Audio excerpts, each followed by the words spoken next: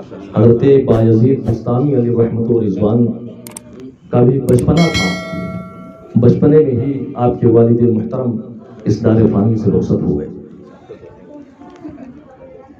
حضرت بایزید بستامی اللہ کے بہت بڑے ولی اور کامل بزرگ ہیں، بہت بڑے۔ کتابوں میں آتا ہے کہ جس طریقے سے فرشتوں کے درمیان حضرت سیدنا جبریل کا مقام ہے، فرشتوں کے درمیان جو حضرت سیدنا جبریل کا مقام ہے، وہی اولیاء کے درمیان حضرت بایزید کا مقام ہے، اولیاء کے درمیان حضرت بایزید کا وہ مقام ہے۔ تو حضرت بایزید بستامی علیہ رحمۃ و رضوان کے والد محترم کا بچپن میں ہی وصال ہو گیا، انتقال ہو گیا۔ تو آپ جانتے ہیں کہ جب باپ کا سایہ سر سے اٹھ جاتا ہے تو زندگی جینے میں بے مزہ ہو جایا کرتی ہے، بڑی دشواریوں کا سامنا کرنا پڑتا ہے، مگر والدہ اگر ہمت دار ہو تو پھر زندگی کچھ حد تک آسان ہو جایا کرتی ہے۔ حضرت سیدنا بایزید بستامی علیہ رحمۃ و رضوان کی والدہ محترمہ باہمت اپنے بیٹے کی تربیت کا ارادہ فرمایا کہ میں اپنے بچے کو اس کے والد کی کمی محسوس نہیں ہونے دی۔ چنانچہ حضرت بایزید بستامی علیہ رحمۃ و رضوان کی والدہ محترمہ نے سوچا کہ میں اپنے بیٹے کو عالم بناؤں گی اور ولی بناؤں گی، کہے سبحان اللہ، عالم بناؤں گی اور ولی بناؤں گی۔ آج ہماری بھی مائیں ہیں، بہنیں ہیں، ان کا خیال یہ ہوتا ہے کہ میں اپنے بچے کو ڈاکٹر بناؤں گی، میں اپنے بچے کو وکیل بناؤں گی، میں اپنے بچے کو انجینئر بناؤں گی، میں اپنے بچے کو مجسٹر بناؤں گی۔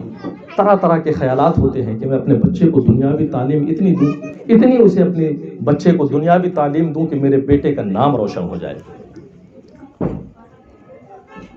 مگر علم دین کی طرف ہماری ماں اور بہنوں کا رجحان نہیں ہوتا، توجہ نہیں ہوتی کہ ہم اپنے بچے کو علم دین بھی سکھائیں، دین کی باتیں بھی سکھائیں، اللہ اور اس کے رسول کے راستے پر بھی گامزن کریں۔ پہلے کی مائیں جو ہوا کرتی تھیں اپنے بچے کے لیے دنیا سے زیادہ آخرت کی فکر مند ہوا کرتی تھی، آخرت کی فکر مند ہوتی تھی، مگر آج ہمارا ماحول دیکھیں کتنا بدل گیا۔ میں یہ نہیں کہتا کہ آپ اپنے بچوں کو وکیل نہ بنائیں، انجینئر نہ بنائیں، میں یہ نہیں کہتا کہ اسے ڈاکٹر نہ بنائیں، دنیا کی اعلیٰ سے اعلیٰ تعلیم اسے دلائیں، ڈاکٹر بنائیں، انجینئر بنائیں، وکیل بنائیں، سب کچھ بنا دیں، مگر پہلے اسے عاشق رسول بنا دیں، پہلے اسے مصطفیٰ جان رحمت صلی اللہ علیہ وسلم کا عشق اس کے دل میں اتار دیں، اس کے بعد آپ جو چاہیں اپنے بچے کو بنائیں۔ بہرحال حضرت بایزید بستامی علیہ رحمۃ و رضوان کی والدہ محترمہ نے پتہ کیا کہ کون سا ایسا مدرسہ ہے، کون سے ایسے عالم ہیں، کون سے ایسے بزرگ ہیں جو عالم بھی بناتے ہوں اور ولی بھی بناتے ہوں۔ پتہ چلا کہ بستان شہر کے قریب ہی میں ایک بزرگ ہیں جو بچوں کو عالم دین بھی بناتے ہیں اور ولی کامل بھی بناتے ہیں۔ لہٰذا اپنے بچے کو لے کر اس بزرگ کی بارگاہ میں حاضر ہوئی اور ان سے سارا واقعہ بیان کیا کہ میرے خاوند کا انتقال ہو چکا ہے، یہ میرا اکلوتا بیٹا ہے، یہی میرے بڑھاپے کا سہارا ہے، مگر میں چاہتی ہوں کہ میرے بچے کو علم دین سے آراستہ کرو، میں چاہتی ہوں کہ آپ میرے بیٹے کو عالم دین بنائیں، اور عالم دین ہی نہیں بلکہ اسے ولی کامل بھی بنائیں۔ اب ولایت جو ہے وہ جلیبی اور بھجیا تو ہے نہیں کہ خریدا اور بانٹ دیا، مگر ایک تمنا، ایک آرزو والدہ کی کہ میں چاہتی ہوں کہ میرا بیٹا عالم بھی بنے اور ولی کامل بھی بنے۔ سپرد کیا اور جاتے جاتے یہ بھی کہہ دیا کہ جب تک یہ عالم نہ بن جائے، جب تک یہ ولی نہ بن جائے، اسے چھٹی نہ دینا، اسے چھٹی نہ دینا جب تک یہ عالم اور ولی نہ بن جائے۔ والدہ محترمہ چلی گئی، حضرت بایزید بستامی علیہ رحمۃ رضوان کا داخلہ ہو گیا۔ بچہ جب شروع میں مدرسہ جاتا ہے تو اسے کافی دقت ہوتی ہے، نئے لوگ ہوتے ہیں، نئے دوست ہوتے ہیں، نیا ماحول ہوتا ہے، پریشانیوں کا سبب بھی بنتا ہے، بچے روتے بھی پلاتے ہیں، یہ طالب علم، یہ حفاظ کرام بھی بیٹھے ہوئے ہیں، یہ سب جانتے ہیں مدرسے کی زندگی انہوں نے گزارا ہے کہ بڑی دقتیں ہوتی ہیں۔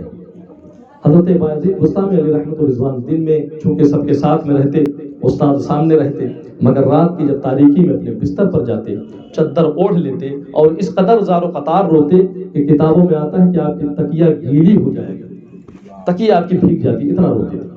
چند دن گزر گئے، مہینے گزر گئے، والدہ محترمہ نے بھی فکر نہیں لیا کہ میرا بیٹا کیسا ہے، کیا ہے؟ اس لیے کہ ماں اس زمانے کی جو ہوا کرتی تھی انہیں فکر زیادہ یہ ہوا کرتی تھی کہ میرا بیٹا عقبہ کی دنیا، آخرت کی دنیا سے جو ہے کافی کچھ اسے حاصل ہو جائے. دنیاوی زندگی تو یہ ہے ہی ہے، یہ تو کمانے کے لیے آئی ہے دنیاوی زندگی. یہاں نیکیاں گناہ جو بھی آپ کریں گے اس کا اجر تمہیں وہاں ملے گا. یہ چند دنوں کی زندگی ہے، باقی ہمیشہ جو زندگی ہے، ہمیشہ جو رہنا ہے وہ آخرت کی زندگی. کوئی خبر نہیں لیا. چند دن گزر گئے، حضرت بایزید بسطامی علیہ رحمۃ الرضوان کو اپنے والدہ محترمہ کی بڑی یاد آئی. تو استاد محترم سے کہا حضور مجھے چھٹی دے دیں تاکہ میں اپنے ماں کی زیارت کر کے آ جاؤں. اب استاد محترم نے چونکہ ماں سے تو وعدہ کر لیا تھا، ماں نے کہا تھا کہ بھئی انہیں چھٹی نہ دیں آپ جب تک یہ عالم نہ بن جائیں اور ولی نہ بن جائیں. اب بچے کو تو بتا نہیں سکے کہ تمہاری ماں نے ایسا کہا ہے.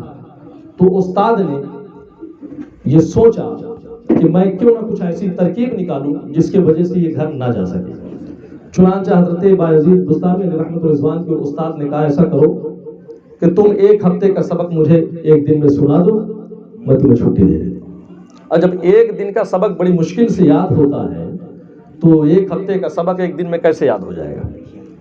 یہ سوچ کر آپ کے استاد نے سبق دے دیا 1 ہفتے کا، کہ 1 ہفتے کا آپ کو سبق ہے، 1 دن میں سنا دیں آپ کو چھٹی مل جائے گی. حضرت بایزید بسطامی بچپنا ہے، سبق استاد سے لیا، رب کی بارگاہ میں ہاتھوں کو اٹھا دیا ہے. پروردگار عالم، جب تو حضرت خضر کے سینے میں علم لدنی اڑال سکتا ہے، ایک چھوٹے سے بچے کو ماں کے دودھ کا علم دے سکتا ہے، ایک ہدہد کو، ایک پرندے کو بلقیس کے تخت کا علم دے سکتا ہے، تو کیا مجھے تو 1 ہفتے کا سبق میرے سینے میں نہیں یاد کرا سکتا؟